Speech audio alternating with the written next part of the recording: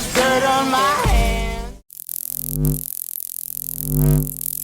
Hello YouTube, Boss Rino. Welcome to my channel. So ito, The Darkest Secret. So ito ay The Strangest Events Caught Inside Churches. So ito, siyempre sa church yung dami yung nagsasabi sa mas nakakatakot sa church kasi nga may mga naiiwan doon ng mga spirito, di ba? Sa mas nakakatakot. Actually, medyo creepy nga no. Pagka imagine mo pagka mag-isa ka lang doon, medyo creepy talaga eh. Pero pag siyempre, pag may simba marami, hindi masyado creepy. Pero isipin mo pag mag-isa ka lang.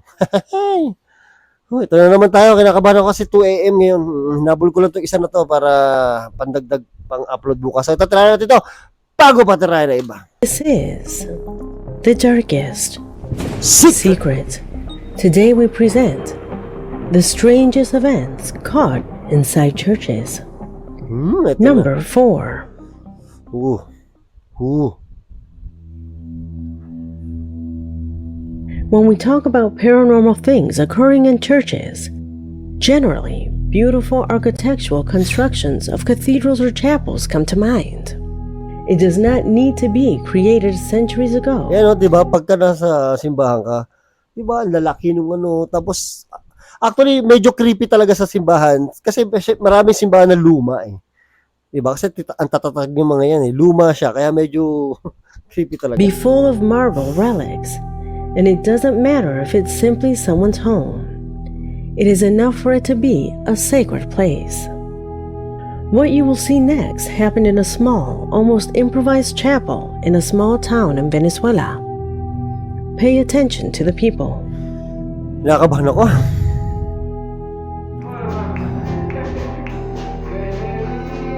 Puta, nakita ko na kaagad eh. Nakita nyo ba? Walang ulo.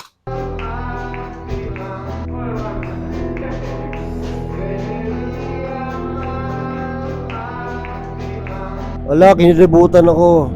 O, ito pag-usapan natin, kinilibutan ako. So, bakit sila gagawa ng ganyan? Kung na-fake nila na may tao na fake. Kasi iba yan, tinatago yung ulo eh. Pero bakit sila gagawa na sa simbahan sila? So, maraming tao. Tsaka, pag ganyan, pagtitingin na ng tao yan, di ba? So, di ba? Parang, ang weird naman kung scripted.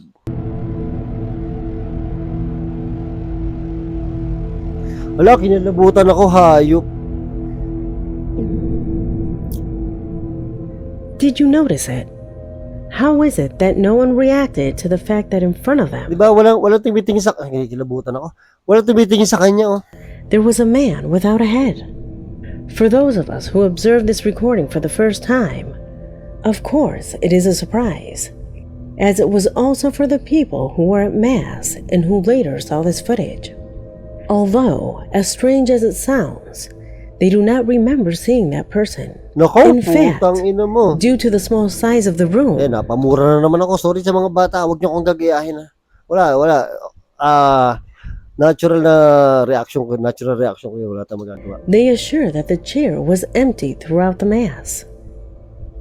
What surprised me the most was that a couple of days later, the subscriber who sent me this footage assured me that months ago, a person who had died in a motorcycle accident had a wake in this church.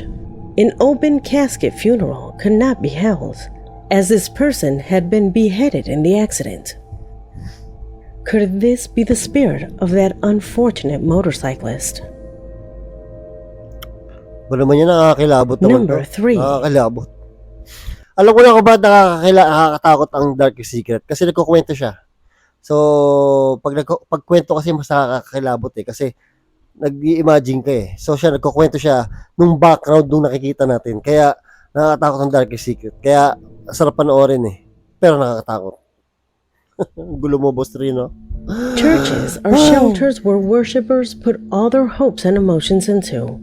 A sort of receptor of energies that, according to some, converge so that every type of unknown phenomena materializes, or at least makes itself visible.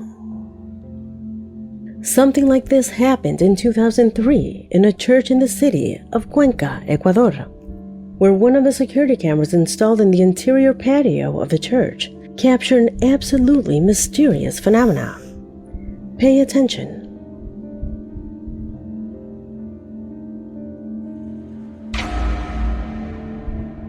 Wala, nanakbo. Ano ba naman yun? Ba't ka ba naman? Pag nagtitiktok na naman itong mga to eh. The church authorities considered at the time that it was not appropriate to make it public. Though, with the passage of time, they changed their mind and decided to share it with the community. Before this video, there were many security employees who had confessed to having seen this small entity run around the church. An entity that to this day is known as the ghost child of Fatima. After seeing these recordings, an employee is sure that this child corresponds to the spirit of a young boy who died of an aneurysm, a boy who was indeed from the parish and passed away while studying catechism. Ako. Number 2. Number 2 na? Nakakalibutan ako. Tapos number 1 na ulit. The church tells us that miracles are concrete signs where the power and love of God for His children are manifested. They are meant to glorify and praise God, as well as to strengthen and increase the faith of His believers. So, tingnan mo naman, no? Di ba ang creepy? Under this concept is how the church classified incredible phenomena captured by cameras inside churches all over the world as miracles. Sculptures that open and close their eyes, Wow, and statues of virgins shedding tears of blood are undoubtedly some of them. However, one of the most recent was captured by a camera transmitting the traditional Sunday Mass from a parish located in Mexico. It was during the complete transmission that the astonished believers saw what emanated from a painting of the Lord of Divine Mercy. Yan o, yung liwanag o, tinan nyo. What did they see on the screen? See for yourself.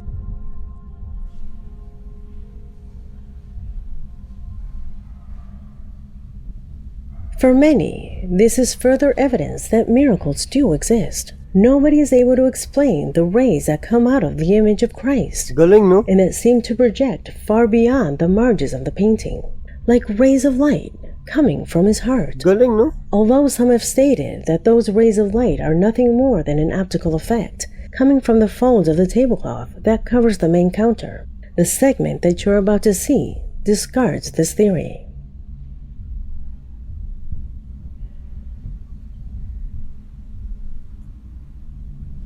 Putang na.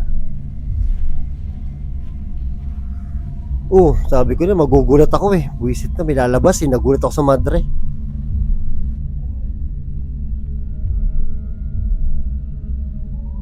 Naputol, no? Kita nyo, ah? Karoktong talaga, oh. Tino, ayan yung end nung, ano, di ba? Tapos dumuktong dun sa, ano, no? Dumuktong dun sa painting. Galing.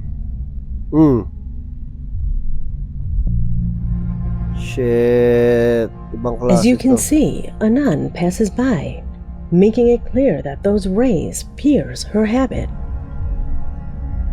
They are not folds, nor an optical effect. Indeed, the brightness corresponds to the light that emanated from the painting of Christ.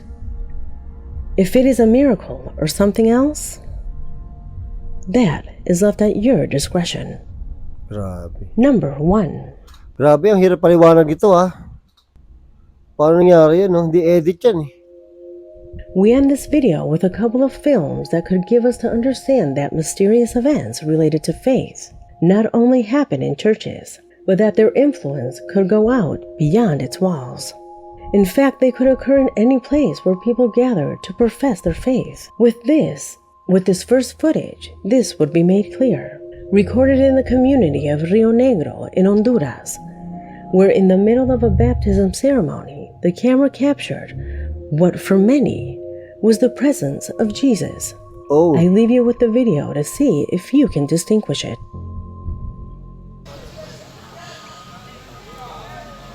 Daming tao. Ano yun, nasa taas? Tao nga, no? Ayun, no?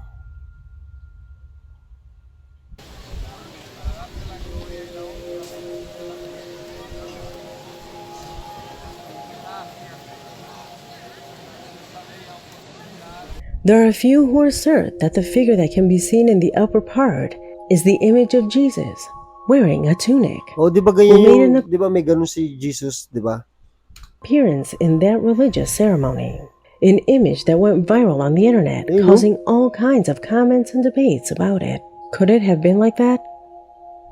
Another similar recording comes to us from Colombia by Juan Alvarez, who says that one night, while passing through a cemetery near a church with a friend, he recorded the manifestation of strange events that he describes as simply unexplainable. Pay attention.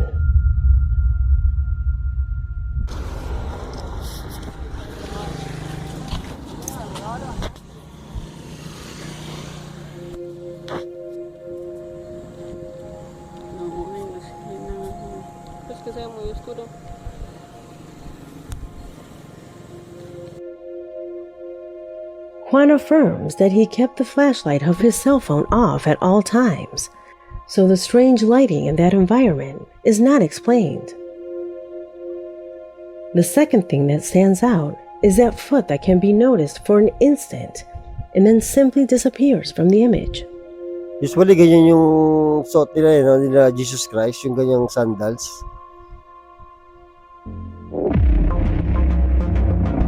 Nakakaba naman yung mga tugtog nito. Footage that if shown individually do not represent much, but when shown together, they acquire a specific weight that suggests that events of this type could also be observed beyond the limits of a church. Could these powerful manifestations be made by a product of faith? Is this a new branch Ito to study nakakatakot. within the Ito world of the nakakatakot sobra. paranormal? Leave it in the comments, because this video has come to an end. My name is Leonor Clay, and this was The Darkest The Darkest Secret. Secret. O, kinikilabutan na ako. Ako'y magsa-shoutout na, ha? Mag-shoutout ng konti, ha? So, shoutout kay Dico Ablola. Tapos, shoutout kay John Leron Mercado. Shoutout kay Jason Rapper. Tapos, shoutout kay Lynn Adukal. Tapos, shoutout kay Ina Manubag. Happy birthday sa'yo. Oh, happy birthday sa belated. Happy birthday sa'yo. 21 ka na. Bata ka pa. Tapos, shoutout kay Lady Cry. Diba? Birthday din niya. Oh, no. Pabati din sa baby ko. 6 years old na po siya. Oh, happy birthday sa'yo, Iha. 6 years old. July 23. Oh, sakto. Bukas. Tama, sakto. Sana po mapansin. O, yun. Lady Cry at happy birthday sa 6 years old mong baby. At shoutout kay John Mark Rabanes at Rose Kakat. Rose Kakat. Shoutout sa inyo. Sa iyo, maraming salamat sa panonood at hanggang sa muli. I came from the mud. There's